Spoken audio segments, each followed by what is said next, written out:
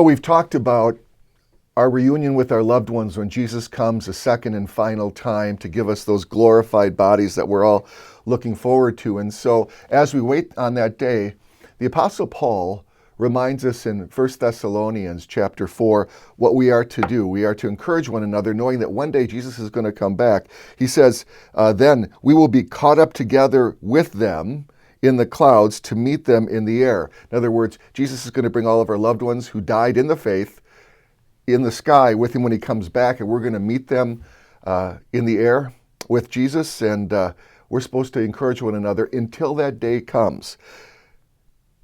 When people die, remember, they're either in heaven or hell. In the Old Testament, they often use the phrase, gathering to one's people. You'll see that often. But one of the questions people often ask me is, okay, when they all come back, or when I go to heaven before Jesus comes back, will I recognize my loved ones in heaven? Or on Judgment Day, will we recognize one another? Will we retain our identities? And the answer seems to be from Scripture, yes. Certainly, somehow, James, John, and Peter recognized Moses and Elijah in the Mount of Transfiguration. Certainly the disciples recognized the risen Jesus in a locked room on Easter Sunday night. He still bore the marks of crucifixion. And yet, on the other hand, Jesus' body was different. His glorified body was able to walk through a closed tomb and a locked up room, so that wasn't an issue. Our bodies will be like his body, we're told. The Apostle Paul gives us a little more insight when he says in 1 Corinthians chapter 15, verses 35 and I think through 42, that our bodies are going to be different. He uses the example like a seed of a plant. Think of a seed of corn. And yet we know that corn plant grows. It grows from a little seed, and it looks a lot different than that little seed. A 8-foot corn plant looks a lot different.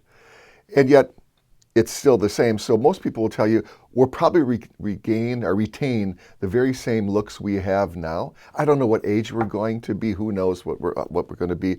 And even, it's interesting, even if we have to be reintroduced, we're still going to be glad to see old friends and relatives. But that brings us to another question, and that is, what happens if I get to heaven and I realize my loved ones aren't there, or my friends, they weren't really Christians, and so they're not going to spend eternity with Jesus, with me? What then? Well, Scripture really doesn't answer that. Certainly we won't have sorrow because there is no sorrow in heaven. I just don't know how I'd feel if I went to heaven and my sons or my wife or my friends that I did life with weren't there.